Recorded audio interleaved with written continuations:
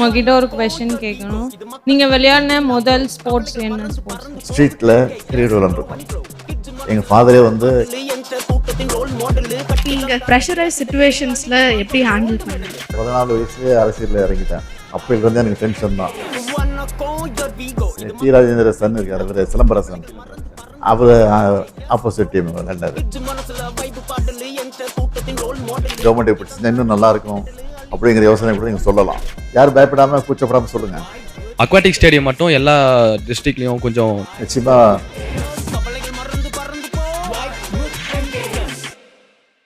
வணக்கம் ஐயா.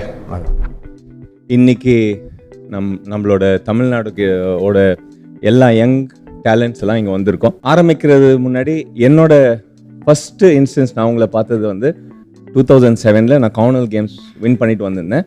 கலைஞர் ஐயா கிட்ட ஹை கேஷ் இன்சென்டிவ் முதல் முறையாக வாங்கும்போது நீங்களும் இருந்தீங்க.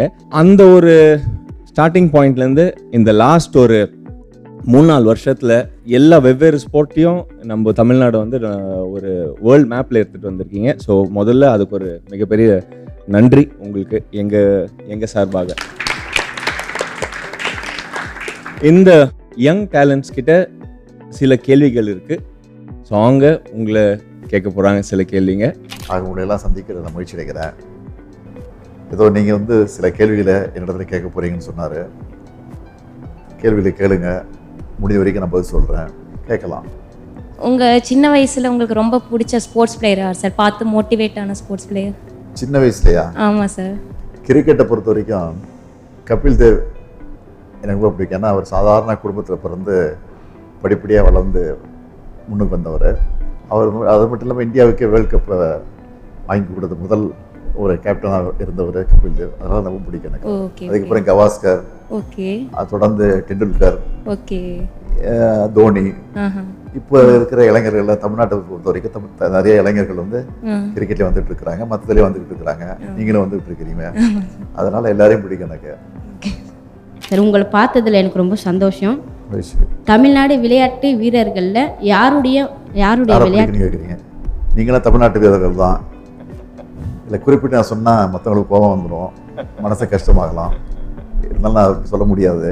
எல்லாருடைய விளையாட்டும் பிடிக்கும். தமிழ்நாட்டை சார்ந்த அத்தனை பேரும் சிறப்பு விளையாடி இந்த நாட்டுக்கு, குறிப்பாக தமிழ்நாட்டுக்கு, இந்தியாவுக்கு பெருமை தேடி தர வேண்டும் என்பது தான் என்னுடைய வேண்டுகோள், என்னுடைய ஆசையும் தான். நீங்கள் விளையாடின முதல் ஸ்போர்ட்ஸ் என்ன ஸ்போர்ட்ஸ்? ஹாக்கி ஸ்கூலில் படிக்கும்போது ஹாக்கியில் ஒரு டீமில் இருந்தேன் நான். எம்சிசி ஸ்கூலில், மெட்ராஸ் கிருஷ்ண காலேஜ் ஸ்கூலில், சென்ட் பீச் ஸ்கூலோட மேட்ச் நடக்கும்போது அதில் விளையாண்டுருக்கேன். அதனால் ஹாக்கியும் பிடிக்கும், கிரிக்கெட்டும் பிடிக்கும். அதுதான் விரும்பி விளையாடுறது உண்டு. வணக்கம் ஐயா, என் பேர் காசிமா. நான் சென்னையில் second year justice Basheer Sayed Ahmed காலேஜில் படித்தேன். திருவற்றியூரமா? திருவற்றியூர். நான் வந்து 2024 6th வேர்ல்ட் கப் கேரம் டோர்னமெண்ட்டில் 3 கோல்டு மெடல் வின் பண்ணியிருக்கேன். இந்தியாவுக்கும் தமிழ்நாட்டுக்கும் சென்னைக்கும் பெருமை சேர்த்து கொடுத்தது ரொம்ப ஹாப்பியாக இருக்குது. எனக்கு 2 நாள் தான் இருந்தது போகிறதுக்காக. எங்கள் அப்பா ஒரு ஆட்டோ டிரைவர். அந்த நேரத்தில் எனக்கு கட்ட முடியல. அந்த நேரத்தில் சாம்பியன் ஃபவுண்ட் SDITயில் அப்ளை பண்ணி 1 டே கூட ஆகலை. எனக்கு 1.5 லட்ச ரூபா கொடுத்து அமெரிக்காவுக்கு போக வச்சுருந்தீங்க. போயிட்டு வந்ததுக்கு அப்புறமாவும் எனக்கு ஊக்கத்தொகையாக 1 கோடி ரூபா கொடுத்துருக்கீங்க. நீங்கள் வாழ்த்தலைன்னா நான் எங்கள் அப்பா இன்னைக்கு வரைக்கும் ஒரு ஆட்டோ டிரைவராக தான் இருந்திருப்பார். நாங்களும் வெளி உலகத்துக்கு தெரிய வந்திருக்க மாட்டோம் சார். ஒரு சட்டை சபையில் வந்து நீங்கள் சொல்லியிருந்தீங்க சார், ஒரு காசிமா இல்லை 100 காசிமா உருவாகணுன்ட்டு. இந்த வருஷம் கீர்த்தனா வந்து எங்கள் கிளப்பில் 13 வருஷமாக ப்ராக்டிஸ் பண்ணி 3 கோல்டு மெடல் வின் பண்ணியிருக்காங்க. இந்த மாதிரி நாங்கள் வின் பண்ணிட்டு வந்ததுக்கு காரணம் நீங்கள் தான். நீங்கள் வந்து என்னை வெளி உலகம் தெரிஞ்சதுனால இன்னைக்கு என்னுடைய ஸ்டோரி வந்து ஒரு மூவியாக வந்து ரிலீஸ் ஆக போகுது சார். இந்த கேரம் குயின் சொல்லிட்டு என்னுடைய மூவி வந்து இப்போது போயிட்டுருக்கு. இது வந்து ரொம்ப ஹாப்பியாக இருக்குது சார். கண்ணகி நகரில் கார்த்திகா வந்து சொல்லியிருந்தாங்க, அந்த ஏரியானா என்னன்ட்டே தெரியாது. இன்னைக்கு வந்து கண்ணகி நகர்னாலே கார்த்திகான்னு சொல்லிட்டு தெரிய வச்சுருக்கீங்க. இது யாருமே இல்லை அப்படின்ட்டு இருந்த நேரத்தில் இப்போ வந்து நீங்கள் இருக்கீங்க, நாங்கள் வின் பண்ணுவோம்னு சொல்லிட்டு எல்லாருமே போயிட்டு இருக்காங்க. கண்டிப்பாக நாங்களும் வந்து அடுத்த வர வேர்ல்ட் கப்லேயும் வந்து கண்டிப்பாக தமிழ்நாட்டு சார்பாகவும் சென்னை சார்பாகவும் நாங்கள் கண்டிப்பாக வின் பண்ணிட்டு வருவோம் சார். ரொம்ப நன்றி சொல்லிக்கிறேன். நீங்கள் ஃபன்னாக ஜாலியாக ஃபன் கேம்ஸ் இல்லை ஏதோ ஒன்று ஜாலியாக ஹாபி மாதிரி விளையாடுறது யார் கூட சார் விளையாடுறீங்க? நான் இப்போ விளையாடுறதுக்கு வாய்ப்பு இல்லை, ஆனால் வாய்ப்பு கிடைச்சா விளையாடுவேன். அதில் சந்தேகம் கிடையாது. அது ரொம்ப ஆசை எனக்கு. எங்கேயாவது ரோட்டில் கிரிக்கெட் விளையாட பார்த்தா நானே போய் பேட்டை பிடிச்சி அவங்கள விளையாடிட்டு வந்திருக்கிறேன். நான் சின்ன பிள்ளையாக ஸ்கூலில் படிச்சுட்டு இருக்கும்போது ஸ்ட்ரீட்டில் கிரிக்கெட் விளையாண்டுருக்கோம். எங்கள் ஃபாதரே வந்து கிரிக்கெட் விளையாண்டுருக்காரு தலைவர். அவருக்கு நம்ம போலிங்லாம் போட்டிருக்கேன். நான் வந்து போலர். எனக்கு அதில் ஆஃப் ஸ்பின் தான் நல்லா போடுவேன் நான். அது மட்டும் இல்லாமல் ஸ்கூலில் படிக்கும்போது பார்த்தீங்கன்னா புக் கிரிக்கெட் விளையாடுவோம். நீங்கள் பார்த்துருப்பீங்க, அந்த புக்கு பேஜ் திருப்பும் போது 6 56 6 4 ஒரு 0 வந்து அவுட்டு. உங்களுக்கு தெரியும், எனக்கு பல பேர் தெரிஞ்சிருக்கும். அந்த மாதிரி விளையாண்டுருக்கோம். கிளாஸ் நடந்துகிட்டு இருக்கோம், நான் பாட்டு பசங்க விளையாண்டுட்டு போதேன். அதெல்லாம் ஞாபகம் வரும் எனக்கு. கிரிக்கெட் அந்த அளவுக்கு பைத்தியமாக இருந்தவங்க நான் கிரிக்கெட்டில். Actors, cinema actors cricket match போட்டு சேப்பாக்கில் அதுக்கு நடந்த மேட்ச்சில் நான் கலந்துக்கிட்டப்போ நான் என்னோட டீமில் எங்கள் சினிமா நடிகர் டீமில் வந்து நான் வந்து போலராக என்னை செலக்ட் பண்ணியிருந்தாங்க. 3 விக்கெட் எடுத்தப்போ. அப்படியா சார்? ஆமாம். அது பற்றி கொஞ்சம் ஏதாவது சொல்லுங்கள் சார். டி ராஜேந்திர சன் இருக்கார், அவர் சிலம்பரசன். அவர் ஆப்போசிட் டீம் விளையாண்டாரு. நடிகர் நெப்போலியன் விக்கெட்டு. இன்னொருத்தர் சரியாக போல 3 விக்கெட் எடுத்தாங்க. எல்லாம் ஆஃப் பிரேக் போட்டு தான் எடுத்தேன். ரொம்ப நல்லா சார். அடுத்த 10 ஆண்டு காலத்தில் தமிழ்நாடு விளையாட்டுத்துறை எந்த நிலையில் இருக்கும்னு நினைக்கிறீங்க? இப்போ வந்து நான் என்னுடைய தலைமையில் ஆட்சிக்கு வந்து 4 வருஷம் ஆச்சு. இந்த ஆட்சிக்கு வந்ததுக்கு பிறகு எல்லா துறையிலையும் இன்றைக்கி வந்து முன்னேறிட்டு வரோங்கிறது உங்களுக்கே தெரியும்.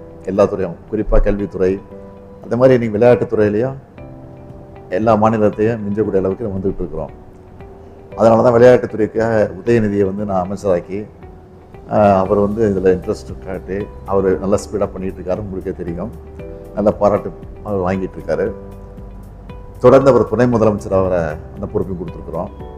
அதனால் இப்போ எல்லா ஸ்டேட்டோட தொடர்பு கொண்டு, ஸ்டேட்டோட மட்டும் இல்லை, வெளிநாட்டில் இருக்கிற அந்த விளையாட்டுத்துறையோட தொடர்பு கொண்டு இன்றைக்கி வெளிநாட்டில் சார்ந்த ஹாக்கி மேட்ச் நடக்குது, வெளிநாட்டில் வந்து கலந்துக்கிறாங்க.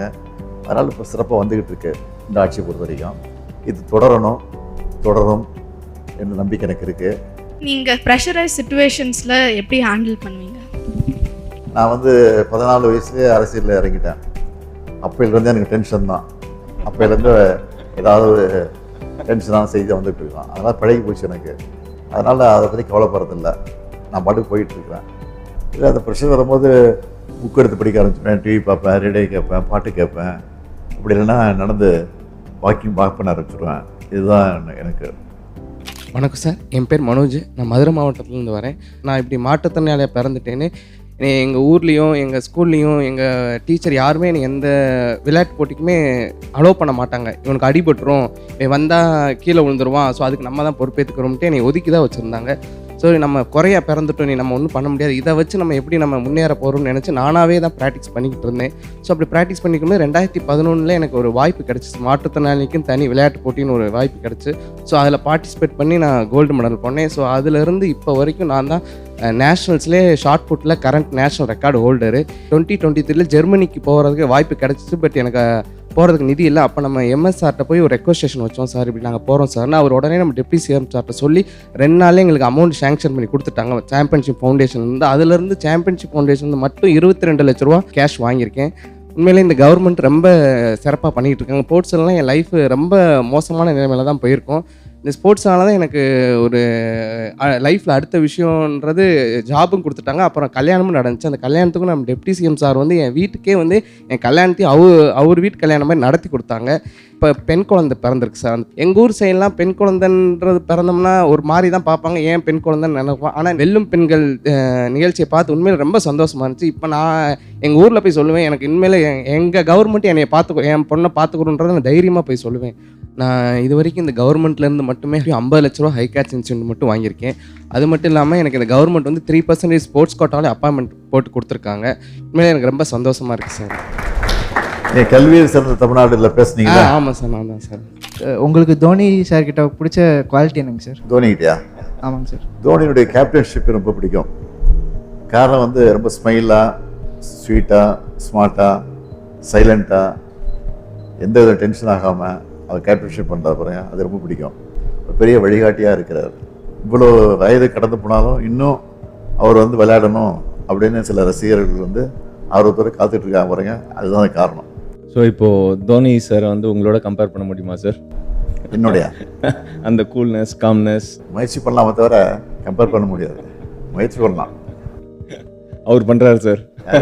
இல்லை அவர் மாதிரி இருக்கணும், நான் முயற்சி பண்ணாங்க, நான் பண்ணுறேன். சோஷியல் மீடியாவில் நாங்கள் நிறைய நான் பர்சனலாக நிறையா பார்க்குறது என்னென்னா, இப்போ இந்தியாவோ இல்லை ஏதாவது பெரிய லெவல் பிளேயரோ ஏதாவது டோர்னமெண்ட் வின் பண்ணிட்டு வந்தாங்கன்னா ஃபஸ்ட்டு நீங்கள் தான் வந்து முன்னுக்கு வந்து அப்ரிஷியேட் பண்ணுறீங்க. அந்த மாதிரி உங்களுக்கு இன்ட்ரெஸ்ட் எங்கேருந்து சார் வந்துச்சு, எப்போ வந்துச்சு?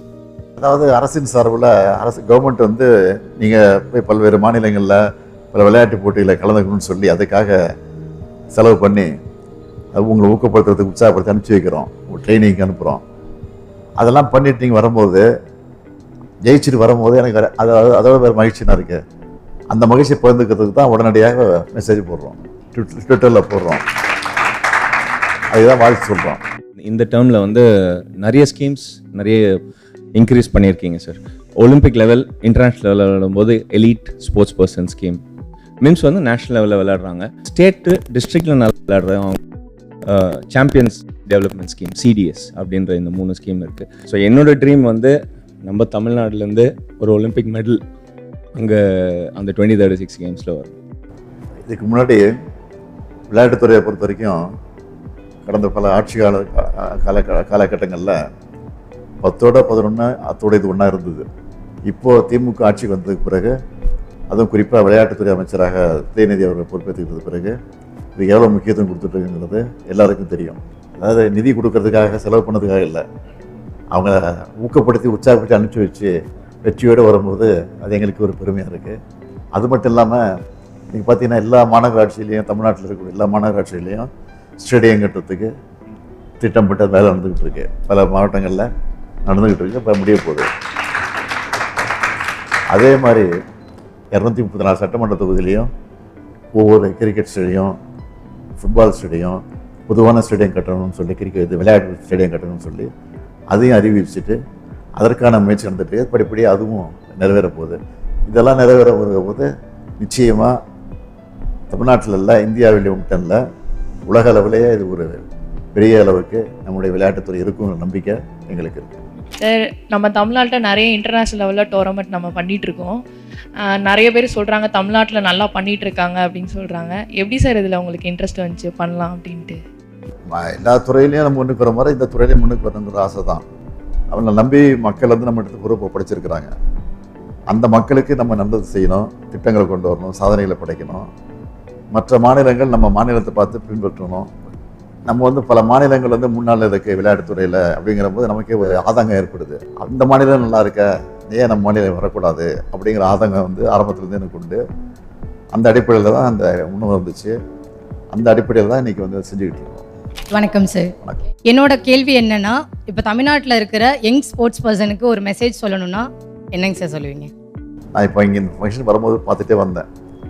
ஒரு 25 இடத்துலையாவது 25 பேராவது ஃபோனை பார்த்துக்கிட்டே பிளாட்ஃபார்ம் நடந்து போயிட்டுருக்குறாங்க.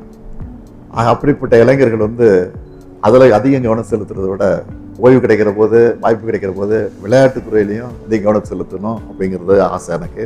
நாங்கள் முழு அரசியல்வாதியாக நான் இருக்கிறேன், உங்களுக்கு தெரியும். அப்படிப்பட்ட அரசியல்வாதிகள் எத்தனையோ தோல்விகளை நாங்கள் சந்திச்சிருக்கிறோம்.